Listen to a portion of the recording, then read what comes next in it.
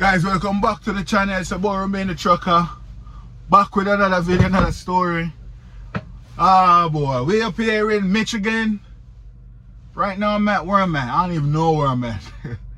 We're in Coldwater, Michigan. You can hear the name, Coldwater. It is cold up here. Man, as you guys know, I got the load from down in Mississippi, coming to Michigan.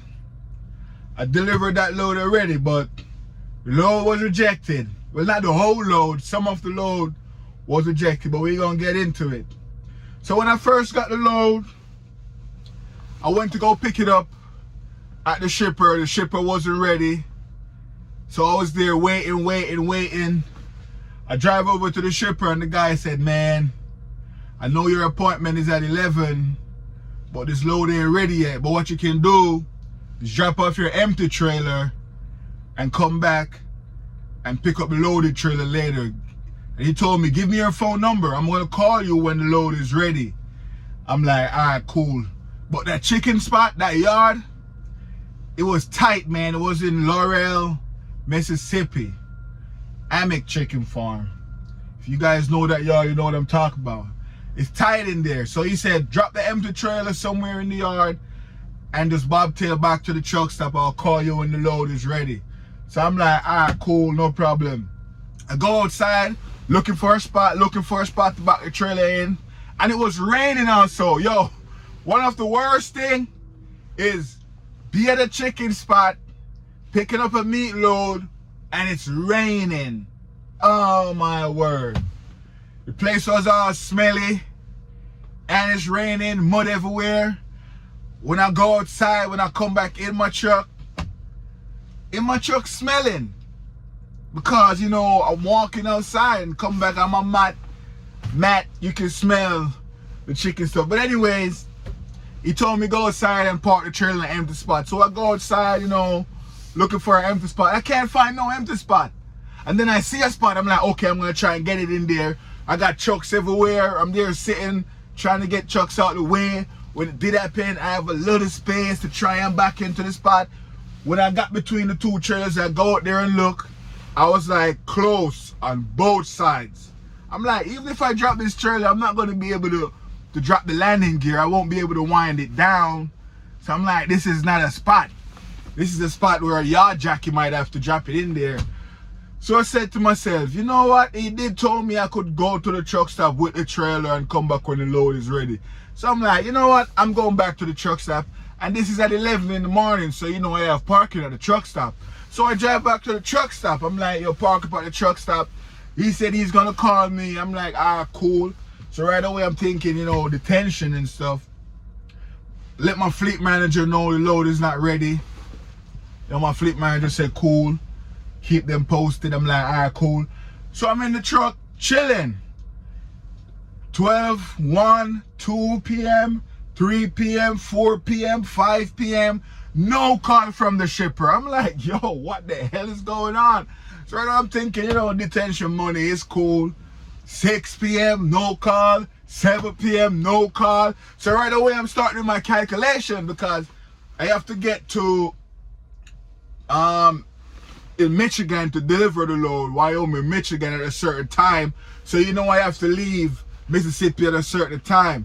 So I'm like, okay, these guys have until 5 a.m. tomorrow morning to give me this load. If they don't, we're gonna have problems because I'm gonna drive 10 hours, take a 10-hour break, then drive 10 hours to get to the delivery.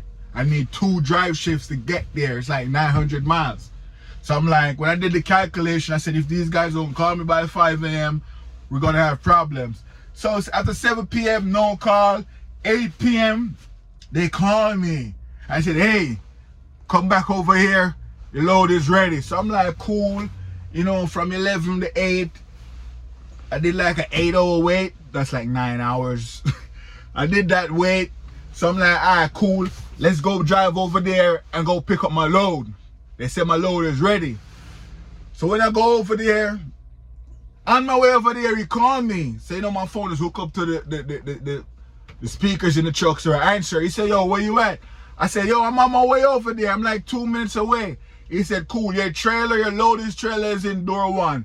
We're still putting on a few pallets, but by the time you come over here and park that empty trailer, you should be ready to roll. I'm like, all right, bet, say less. I'm coming over there. Man, I go back over there. More trucks than in the daytime is over there now in the nighttime. And it's still raining. So I'm like, man, I was hoping later on when I come back to pick up the load, it's not going to be so crazy in there. But it was crazier. But anyways, I was outside waiting to get in. And then one of the guard shack told me, yo, drive on the scale and enter in there. So I drive on the scale and I enter in there. And they have a section where you park empty trailers.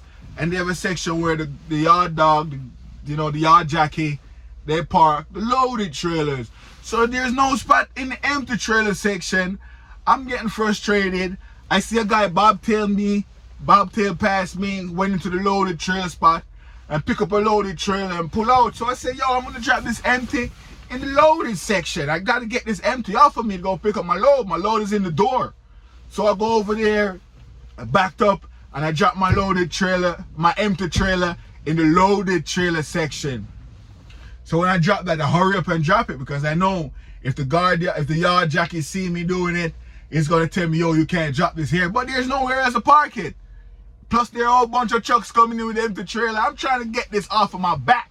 So I drop it in that spot, and on my way coming from over there now to go hook up to my loaded trailer in door number 1, I saw a yard jockey. He's like, yo, where did you put that trailer? I said, I put it back there. There's a spot back there. It's the only spot. And he's like, man, you can't do that. Back there is for loaded trailers. You see this tablet right here where I have?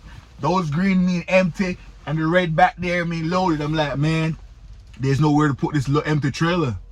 There's nowhere to put it. And he said, where's the load empty one? I said, yo, it's right back there in that spot. I guess he saw when I was dropping it over there, but I'm trying to get it off of me. And it's a small lot. It's not like the loaded section is all the way across 10 acres of land and then the empties. Nah, they're right next to each other, so you can't miss it. So anyways, I did that. I let him know, yo, my bad, man. My load should have been ready from 11 today. It just got done. I'm running tight, even though I have until 5 a.m. before I really start getting tight. I'm like, man, it's getting tight. I got to get out of here. And he said, it's cool. I'll figure it out. I'm like, yo, I appreciate it, man. So I'm backed into my loaded trailer at door number 1. So I backed into my trailer at door number 1, do my drop trailer report, because I didn't even do my drop trailer report when I drop off the empty. I just wanted to get from out of there. So as I drop the landing gear, I just get out of there. So when I got to my loaded trailer now, I hook up to my loaded, I start doing my drop empty, trailer. So while I'm doing that, I feel boom, boom. I'm like, what the hell? Why is my truck shaking? They are still loading the trailer. I'm like, God damn. So while I'm there chilling, I feel it shaking again. Boom, boom. I'm like, yo, these guys are way behind. So I was there till about 9 or something like that. And then I walk inside and the guy said, yo, give us like 10 minutes. We're doing your paperwork. And when we finish with the paperwork, we're going to give it to you and you can get rolling. I'm like, ah, cool. Went back inside of my truck, chilling. Then he called me for my paperwork, went inside. He told me I could pull off the dock. So, I come back in the truck with my paperwork. And while I'm sitting in the dock, with Prime, you got to do a whole bunch of stuff before you leave the lot with that load. And it's a small spot. And once you leave this shipper, you're basically on the highway. So I decided I'm going to do my paperwork right here, sitting in the dock, on door 1 in the dock. So I did that. I'm like, boom, all right, let's do my depart shipper. No, I did my pickup trailer first. You know what I mean? Do my pickup trailer, put my lock on the back of the trailer. Then I did my depart shipper. Then I have to scan in a whole bunch of paperwork. When I scan in my paperwork, I have to wait on a message to say they received my paperwork. Then when they receive my paperwork, I have to call them and do a depart call. And I did just that, call them, did my depart shipper call. And they're like, okay, good. You're free to roll. I'm like, all right, bet. So that's when I get off the dock, go up to the security. Security check my paperwork, make sure my seal is matching everything. Take their section of the paperwork. And they say, you're free to go. So after that, I could just head on the highway and get out of there and just start driving straight, no stopping. So I did all that. I drove like, when I was driving, right, I see a message coming from night dispatch saying, hey, you do your depart, a message coming from night dispatch said, hey, the shipper just messaged us that your load is ready, but based on what I'm seeing, you already did your depart and everything. I'm like, yeah, I'm out of there. So while I'm driving, I see a next message coming and say, yo, you cannot do your depart. A message coming from dispatch telling me I can't do my depart shipper until I receive the load and everything. I'm like, yo, I've been got the load. They might have just messaged you guys after the fact that the load is ready, but I can't do my depart shipper without the paperwork, because if you know, when you're doing a depart shipper paperwork, you have to have the information in your hand. You have to know how many pallets, what's the weight, you know, what's the temperature, the seal number, all of that you have on this paper. So I couldn't do a depart shipper. I couldn't do a depart shipper without the load has been ready and I have the paperwork. And he said, okay, I understand.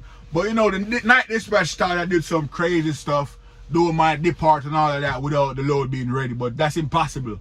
So I let him know, you know, that's impossible. I have to have the paperwork in my hand, and I cannot get the paperwork in my hand unless the load is ready. I mean, we went over that like 3 times right there, 3 different ways. But anyways, I'm rolling to like the next morning or something like that, man. I drove like the whole 10 hours, shut it down at the Loves. I drove all the way to Illinois, from Mississippi all the way to Illinois. Yes, I know that sounds far, but it's not too crazy. It was at night. You know, I like night driving. And the thing about night driving, people said, oh, my eye burned me, I can't drive at night. Go to your local truck stop and invest in one of these. This one here is for night. This one here is for daytime. You know, it's daytime now, so I was rolling with a daytime one. And when it's nighttime, I have it in this little case right here. When it's nighttime, I roll with the night vision. So it blocks all the bright light and everything. So when you're driving at night, your eyes don't really get tired. Because people like, oh, I ain't driving at night. My eyes get tired and I feel sleepy. Come on. Wear your protective gadgets, gears, whatever. And you should be okay. Your eyes won't be burning you driving at night. Even when they're on I-beam on the other side. I can tell when a truck or a car is on I-beam. But this yellow glasses kind of makes the light yellow. But anyways, I drove all the way to Illinois, shut it down, take my 10-hour break, you know. But guess what? In Michigan, snow is in Michigan. Yeah, snow. I'm watching the weather. I'm going to Michigan. It's a snowy season. You have to check the weather. I'm seeing snow in Michigan.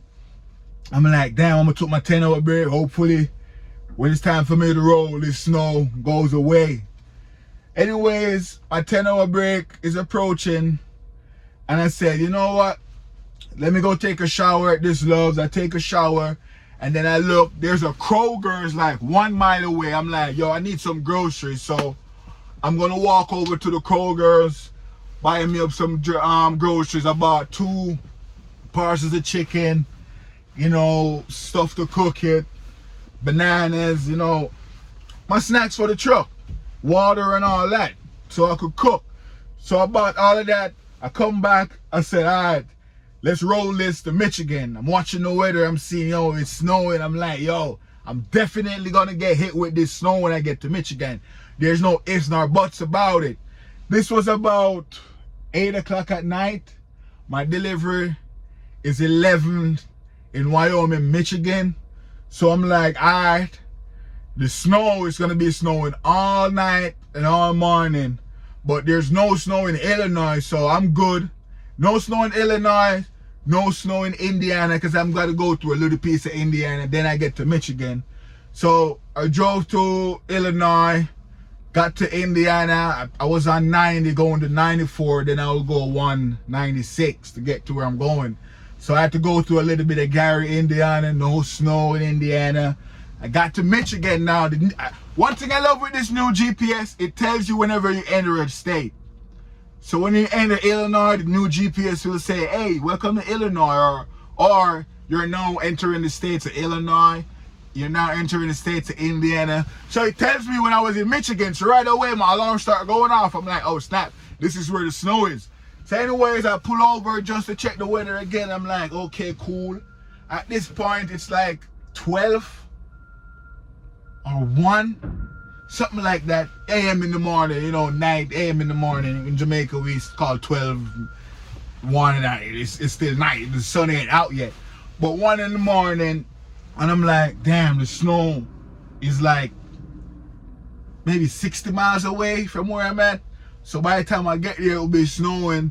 So I'm still driving and driving and driving. Then I see, you know, a little evidence of snow start coming down. I'm like, okay, this is it. But I'm like, if anything, I'm running ahead of schedule. So if the snow gets bad, I can at least shut it down until the sun come up where I can see everything. You know what I mean? So I have time. So I said, I'm just going to keep running it until I see how far I can get, how close I can get. And mind you, this is in the morning time, at like 1 a.m., 2 a.m. So, you know, truck stops are full. But the receiver that I'm going to, those guys have overnight parking. So if I could even make it there, if it's even 5 a.m. in the morning, I'll be okay. I'm at the ship, I'm at the receiver, and I can shut it down there. So I'm like, I'm going to drive this snow and see what happens. And I'm still driving. I'm 2 hours away now from the receiver, the 90. I'm like, I'm getting closer. So the snow started coming down harder now. Yes, coming down heavier. But it's good. It's not sticking on the ground as yet. When I check the temperature is like 15 degrees outside. I'm like, oh shit. This is the coldest weather I've ever seen in my life. 15 degrees. I mean, I know some of y'all super trucker will come in the comment section. Baby, we see negative 20, negative 30. Negative 15 is the lowest I've seen so far. But anyways, you know, I'm driving and driving. Snow started coming down heavier. The snow is on the ground now. You can see the white lines in section, but you know your lane.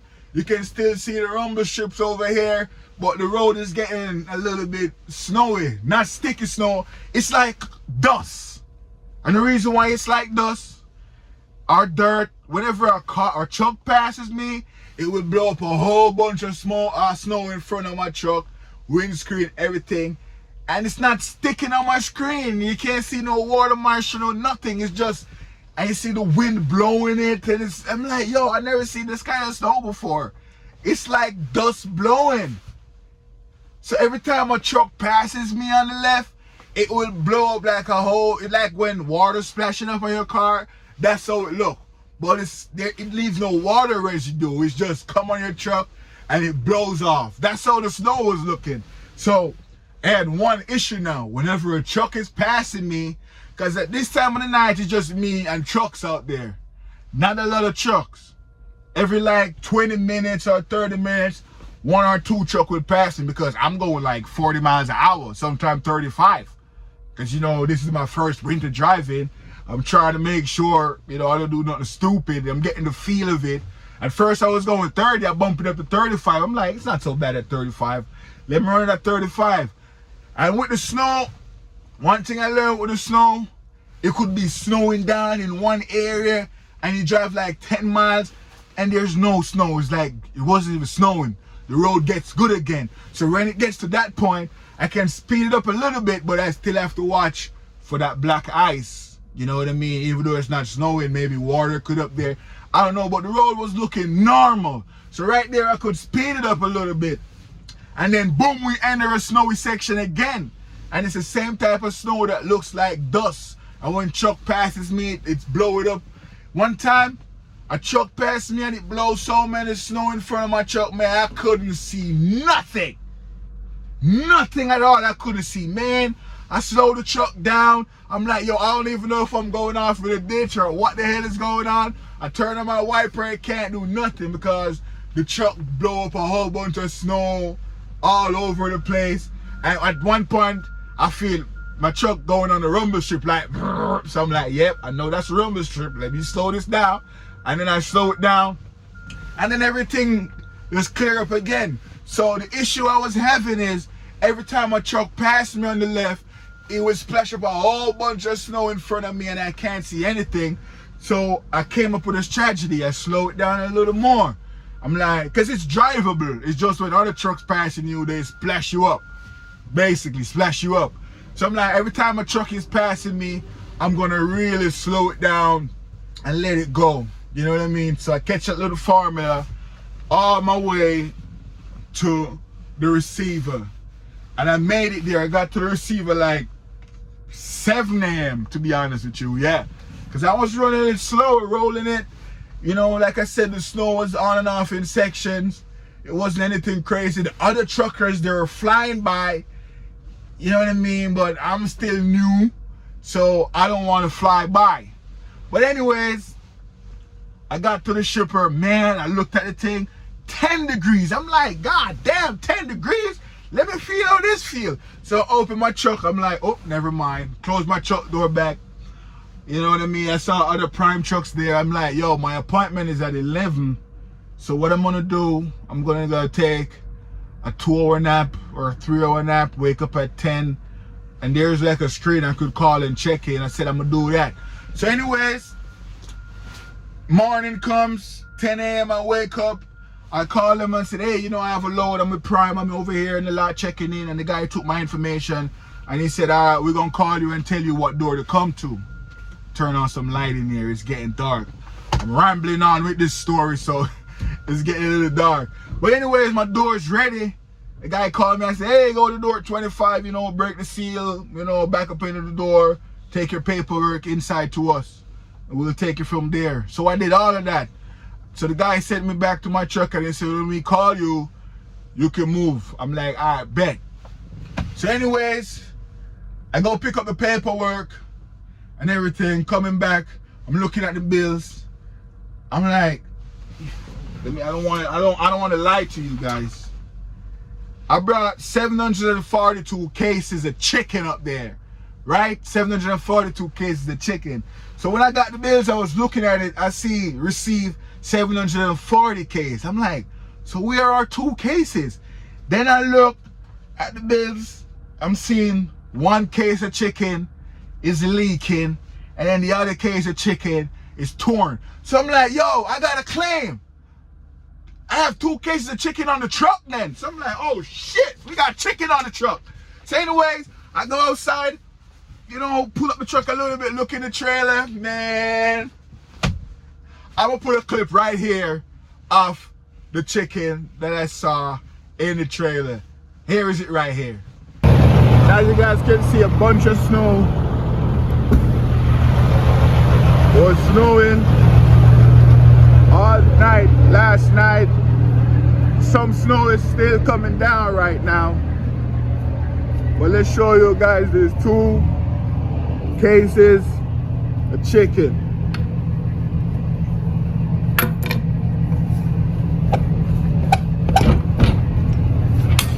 Bam. 2 cases of chicken, man. Open this door. Let's get up in here. Let's get up in here. Here we go. We have chicken, guys. Chicken. This one is jumbo boneless, skinless chicken thighs. Oh my gosh. That's what we have. So if y'all need chicken, I'm in Michigan. I'm going to the Love truck stop in, what's that place? Kalamazoo. That's the Loves I'm going to. Shut it down. And I'll give away some of this chicken. And I'll take some of these. Maybe I'll just take like one like this. You know what I mean? See if I could find out the drivers and give them away. But yeah, that's it right there. I'll see you guys. So you guys saw the chicken right there, man. 2 cases of chicken. So now I have a claim. So I'm starting to think, yo, what's gonna happen with this chicken? I don't know if Prime is gonna tell me donate it. I don't know if they're gonna tell me to dump it.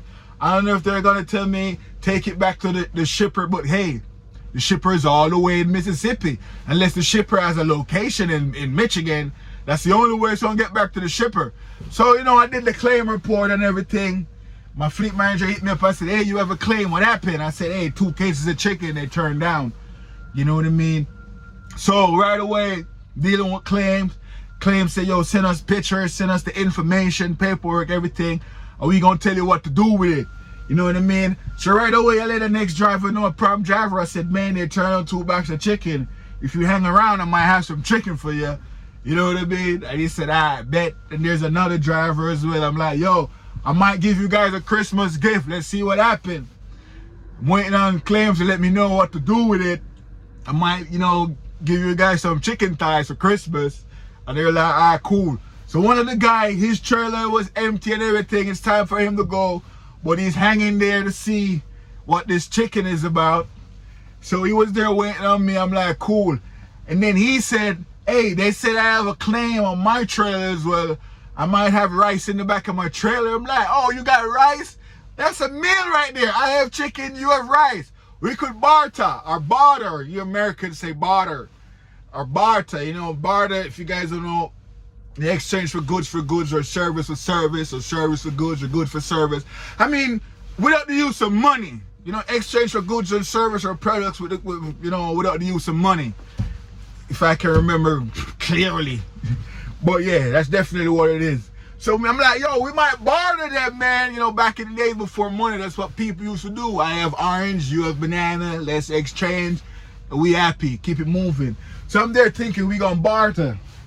Man, the guy told me, yo, they said they have claim on the rice. Yeah, someone called me.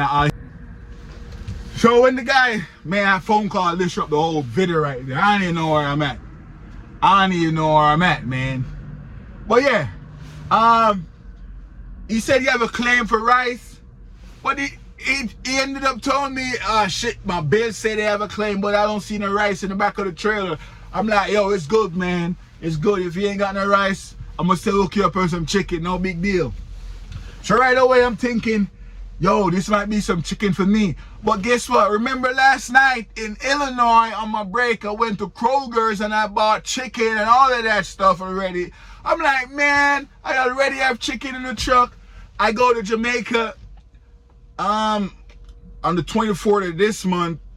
Yeah, guys, I'm going to Jamaica on, I think, the 23rd or 24th or 25th. One of those days. I won't say the exact date, but I'll be down there. But I'm like, I don't need so many chicken because I'm going away soon. And I bought chicken last night at Kroger's to last me until it's time for me to go to Jamaica. What the hell? So I'm like, yo, if I just delay my shopping for one more day, I would have saved money on the chicken. But I'm like, yo, it is what it is, man. I'm going to try and cook it. Plus, I'm going to give it away. But I'm hopefully if claims tell me I could give it away because I build these guys' hopes up telling them I might have free chicken. I even show one of the guys the chicken in the back of the trail. I'm like, yo, hang tight, man. We might have an early Christmas. So anyways, claim hit me up and say, hey, you can donate the chicken or you can throw it away. So you know it was Merry Christmas from there. Chicken all over.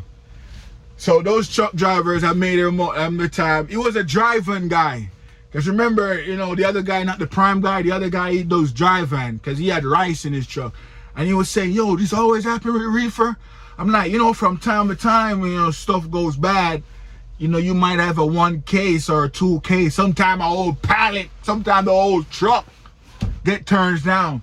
And he's like, damn, what happened if an old truck get turns down? I'm like, we might have to take it back to the shipper. He said, what happened if a pallet get turned? I'm like, yo, we might have to take it somewhere. The company tell us.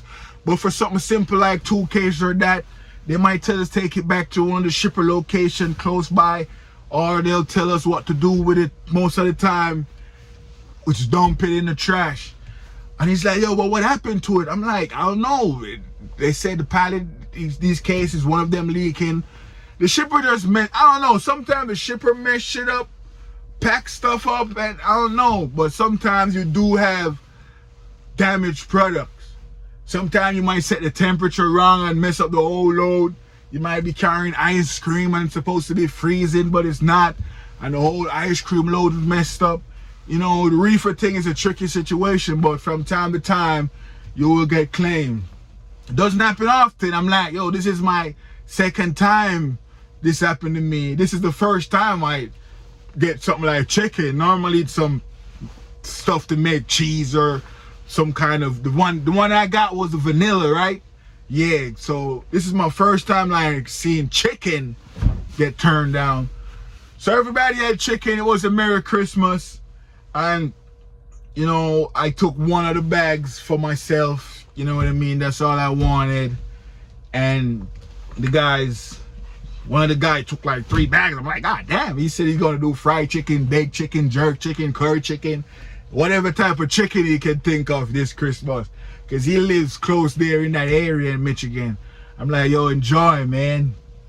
So after that, I get a next load. This load is going to from Michigan to Idaho, all the way to Idaho. Remember, guys, I just told you I'm going to Jamaica. Today is the 12th. No, today's the 13th, but when this happened was the 12th. The loads were supposed to pick up there in Michigan, go to Idaho, get there by the 17th. I'm like, yeah, I could get to Idaho on the 17th. But when I get to Idaho on the 17th, I have to get back to Pennsylvania by the 22nd or the 23rd so I could catch my flight to Jamaica. And I'm going all the way out west. It's going to take me like 5 days to get back to PA. It's going to be close, tight. And if I should get hit by a snowstorm out there out west, I might be stuck or delayed a day. And I'm like, yo, I don't want to. I'm like, yo, I could run it. I could run over there, get to the delivery point, get a load from over there to come all the way back to Pennsylvania. I mean, I could make it back, but I don't know if the snow or whatever delay can mess me about there and I'm stuck. I missed my flight. So I hit up Night Dispatch. I'm like, yo, bro, this is looking tight, man. I didn't know if I could. I mean, I know I could make it over there. I know I could make it back. But if one thing goes bad with this weather out west and I'm sick for like a day, I can possibly miss my flight because I have to be back in Pittston on the 22nd. And he's like, man, you gotta have to talk to your fleet manager tomorrow. I'm like, cool. So tomorrow comes, you know, I hit up my fleet manager tomorrow, which is today on the 13th. I hit up my fleet manager and she said, snap, cool. We're gonna see if we could get you off that load and everything. So it did got me off that load, and I get a different load that's going to Georgia. So that's where I'm at. I'm not at Georgia. I'm on this load right now at the shipper. So my fleet manager, before you even get to the shipper, so when my fleet manager took that load off of me, that's going to Idaho, Boise, Idaho, because it's too risky for me to go out there and come back to make it to my flight. It's possible, but it's tight. My fleet manager gave me this load I'm on now. So I'm there chilling. It doesn't have to pick up until tomorrow, the next day. You know, it's like a 24-hour window. Well, my fleet manager hit me up. I said, hey, clean up your trailer, get it fueled up and everything, and go to the shipper ASAP. I'm like, oh, snap, it's ready. So I drove all the way over here, and that's where I'm at right now. When I come over here, checking with the guy, he's like, yo, this is like a 24-hour window pickup. I contact shipping, and they told me this load ain't gonna be ready till tomorrow. So I'm like, yo, my fleet manager told me to hurry up and get over here. What the hell? So right away, I'm like, yo, I could have get a 34 in and get a reset. I don't know, but maybe they want the trailer. That's why she told me to clean up the trailer and put fuel in and come over here. Maybe they want the trailer. I don't know, but I see other prime trailers over here. I'm in the empty lot. I'll show you guys real quick. I'm in the empty lot. Goes all the way down there. It's nighttime though, guys. I'm talking so much, you guys. I'm talking from daylight to nighttime. But you guys like when I tell the story, so I gotta tell the whole thing. So now I'm here. The guy tell me I could drop the trailer, and there's like a mom and pop truck stop right down the block. I'm in Coldwater, Michigan. That's where I said in the start of the video. I'm in Coldwater, Michigan. That's where I'm at right now. And he said there's also a TA somewhere down the road. You know, I'm bobtail, so that's a good thing. If I go to a truck stop, I could, you know, park somewhere, create a parking somewhere. So that's good. So that's what's gonna happen right now. I'm gonna go to the TA and shut it down for till tomorrow. But my fleet manager, I know you're not gonna see this, but why the hell did I end up over here with a message that said ASAP, like it was an emergency? Ah, man, I love my fleet manager though. My fleet manager makes sure if I have a question or anything, she'll answer my question. You know what I mean? Yeah, if I'm running late, not running late, but if she realized, hey, you gotta move now, I get a message. Maybe that message is automated, I don't know. Especially Walmart loads and stuff. My fleet manager, she know I'm on time. So if she see me like, hey, you ain't moving yet, once I move, I'm gonna get there. And in the beginning, like 500 miles for a day for me is nothing. So now, she's more relaxed. If she say I have to get somewhere and it's 500 miles, I don't think she go, hey, you gonna make it. She know I'm gonna hit that 500 miles, especially if I'm gonna drive overnight. I like the night driving, to be honest with you. I get to drive and listen to my podcast. And hey, if you're a truck driver, I'm gonna make a video. If you're a truck driver, you can educate yourself while you're on the road, man. If you want to learn about money, you can listen stuff about money, how money works. You can listen to a whole bunch of podcasts. Sometimes I listen to some bullshit, I ain't gonna lie, for entertainment. I watch sports, Arsenal is my football team, so whenever Arsenal play, I'll be watching the fan cam. Not watching, listening, because I'm driving.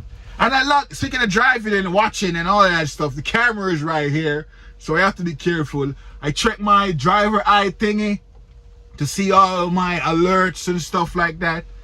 And there's no alert, I've been driving good, so I guess I have to keep that up. But yeah, you can educate yourself while you're on the road while you're driving. You're driving 10 hours in the middle of nowhere sometime, you listen to some stuff, some Grant Cardone, maybe some Dave Ramsey, whatever you guys want to listen to.